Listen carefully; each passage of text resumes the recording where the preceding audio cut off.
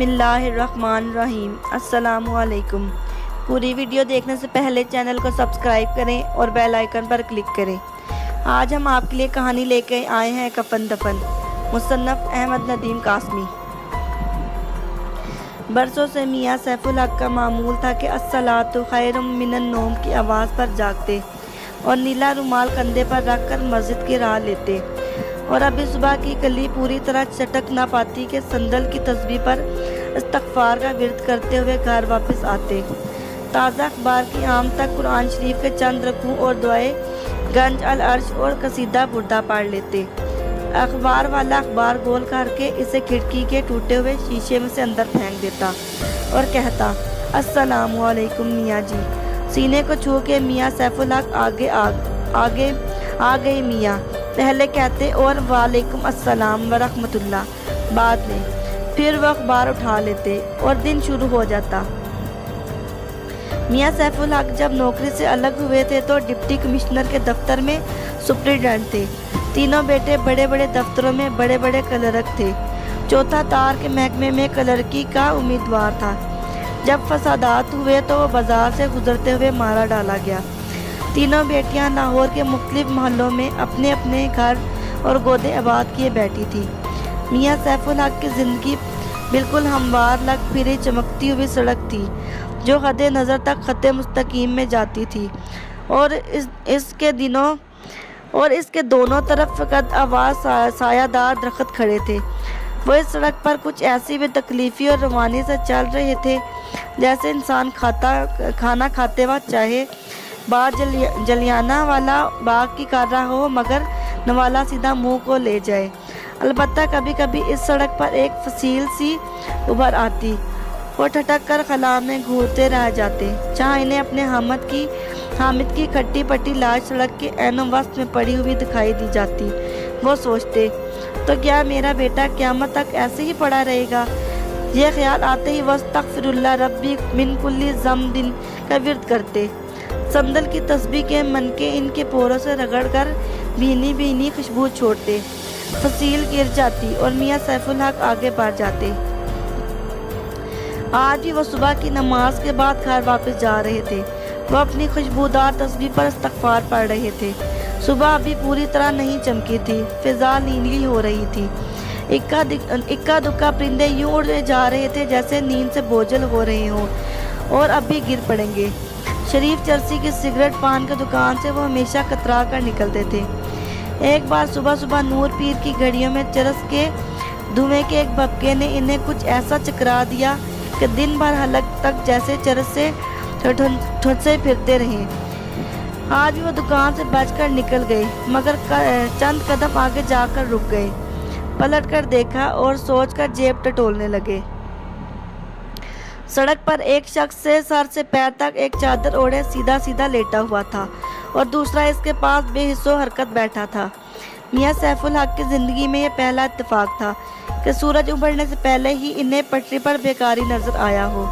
वो दिन में चंद आने की खैरात ज़रूर तकसीम करते थे, लेकिन इनकी हमेशा ये तमन्ना रही कि सूरज निकलने से पहले भी इन्हें कोई बेकारी मिलता, क्योंकि इनके अकीदे के मुताबिक यही वो वक्त था जब खुदा और इंसान के दरमियान फरिश्तों की फ़ौजें हाइल नहीं होती थी। उन्होंने जेब से एक चवन्नी निकाल ली और दूरी से भिखारी की तरफ फेंक दी। उन्होंने कुत्ते के सामने हड्डी फेंकने के अंदाज में खैरात आज तक नहीं दी थी, लेकिन शरीफ चरसी की दुकान करीब थी। वो अगरचा बंद थी मगर सैफुल हक को हमेशा ऐसा महसूस होता जैसे कुवाड़ों की झुर्रियों में से चरस का धुआं बाहर उमड़ पड़ा हो।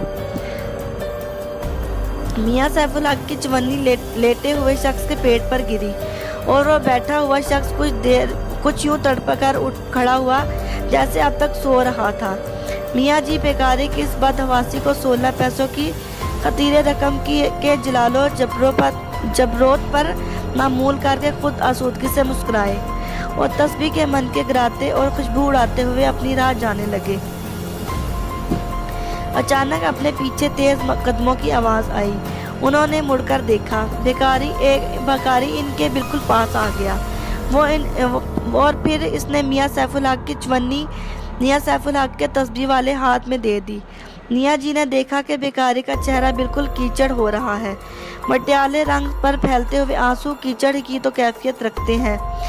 वो कुछ ऐसा मसला और निचड़ा हुआ लग रहा था जैसे रस निकलने वाले शिकंजे में से कुचला हुआ गन्ना लटक रहा हो। मियाँ जी को इस पर तरस आ गया। वो अपनी जेब को टटोलते हुए बोले, चवन्नी कम थी क्या? भिखारी की लिपटी हुई और बंधी आवाज में कुछ ऐसी कैफियत थी जैसे उसने अपने सर पर गिरती हुई छत को दोनों हाथों से बमुश्किल रोक रखा हो।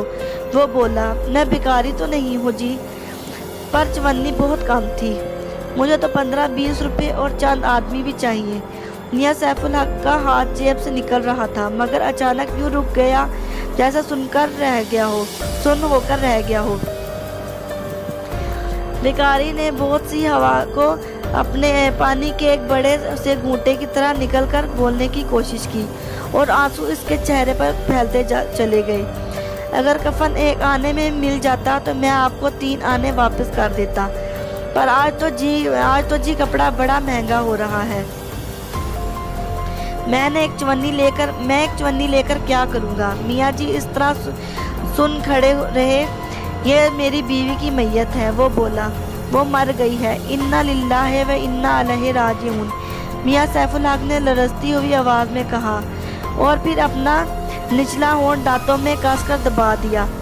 इनके नत्थे जोर जोर से फड़के और आन के इनकी दाढ़ी के बालों ने इनके बहुत से आंसू परो लिए और वो कुछ यूं फक से हो गए जैसे इन्हें भी रस निकालने वाले शिकंजे में गुजरना पड़ता है।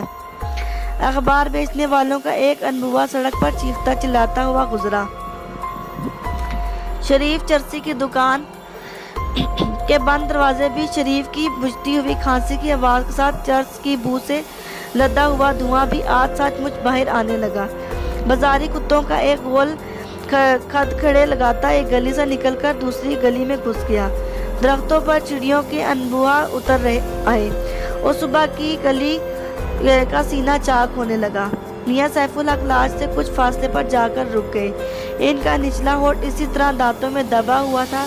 इनके चेहरे पर गैर कुदरती सी सुर्खी आ गई थी और दाढ़ी के बालों में अटके हुए आंसू नए आंसुओं के लिए जगह खाली करते हुए इनके सीने पर टपक रहे थे। तो क्या अपनी बीवी की लाश को दफनाने के लिए तुम्हारे पास कफन भी नहीं? वो एक अजीब अजनबी सी आवाज़ में बोले। तो क्या मेरे मौला की दुनिया में ऐसा भी होता है? ज़रा सा रुक कर बेहद घुटी और पसी हुई आवाज़ में बोले। तो क्या मेरे हामद की लाश भी? वो बच्चों की तरह बिलबिला कर रोने लगे और इन्हें यह तक ख्याल न आया कि उन्होंने शरीफ चर्सी की दुकान के तख्ते का सहारा ले लिया है और हवा में चर्सी की बू बस रही है। अचानक उन्होंने कंधे पर से रुमाल उठाकर अपने चेहरे को यूं माथे से गर्दन तक पोंछ डाला जैसे वजू कर उठे हैं। फिर वो लाश के पास आ गए और गला साफ कर बोले, तुम्हारा यहाँ कोई भी नहीं? जी नहीं, वो बोला। वो लाश के पास इसी तरह बैठ गया और उसकी आंखों से मुसलसल आंसू गिर रहे थे, जैसे आंसू रुक गए तो वो मर जाएगा। तो फिर यहाँ आए क्यों हो?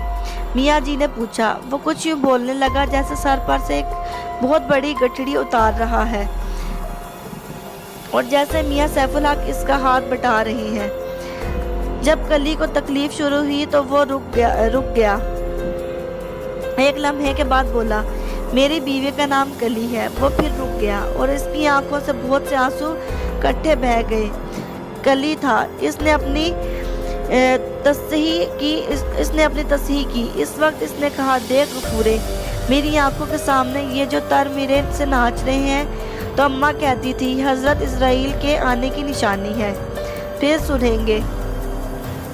मियाँ सैफुल हक एक बार फिर रुमाल से चेहरा पूछते हुए एक बैलगाड़ी की तरफ बढ़े।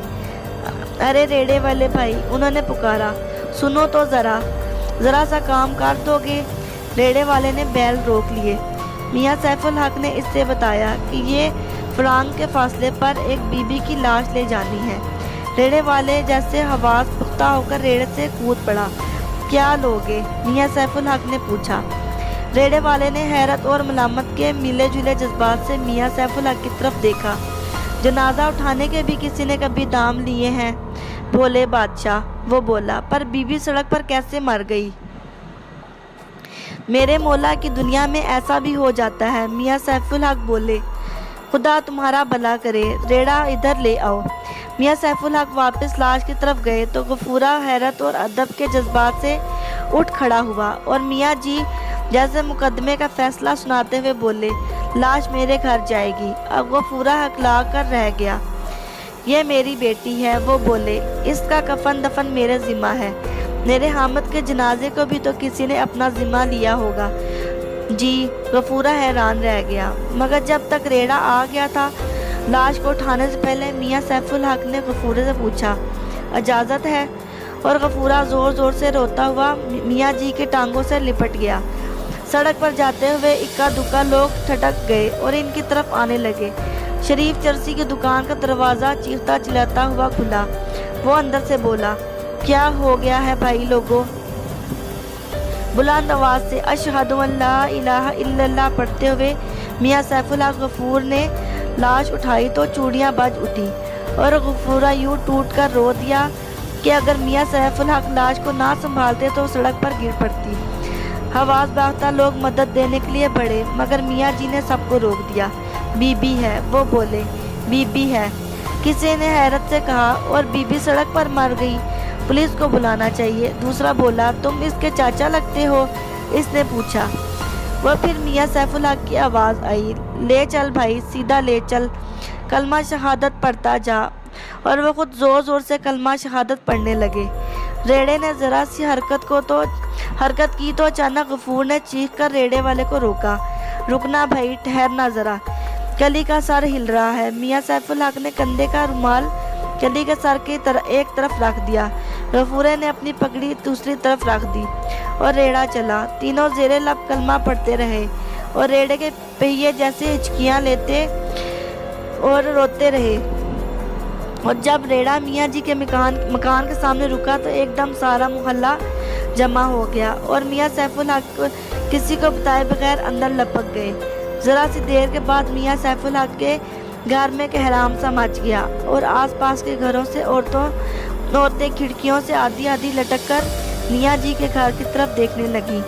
میاں جی کی بیوی اور نوکرانی کے رونے کی آوازیں گلی میں کھڑے ہوئے لوگوں تک پہنچنے لگی اور میاں جی اپنے بیٹوں کے ساتھ ایک پلنگ لے کر باہر آئے۔ انہوں نے محلے کے ایک بزرگ کو الگ لے جا کر اسے ساری بات مختصر لفظوں میں سمجھائی اور پھر یہ بات سارے مجمع میں نشر ہو گئی، سارے محلے میں پھیل گئی۔ آس پاس کے محلوں میں بھی اس کا ذکر ہونے لگا اور لوگ میاں جی کی گلی میں جوگ در جوگ جمع ہونے لگے۔ غفورے اور میاں سیف الحق نے کلی کی لاش کو پلنگ پر رکھا مگر غفورے نے اب کہ کلی کی چوڑیاں نہیں بجنے دی۔ پہلے چوڑیاں بجی تھی تو غفورے کو ایسا لگا تھا جیسے کلی کی لاش پر چادر اتر گئی۔ میاں جی نے غفورے سے کہا، یہ میرے بیٹے ہیں، انہیں مرحومہ بی بی کی بھائی سمجھ لو۔ شکریہ۔ بقیہ حصہ اگلی قسط میں۔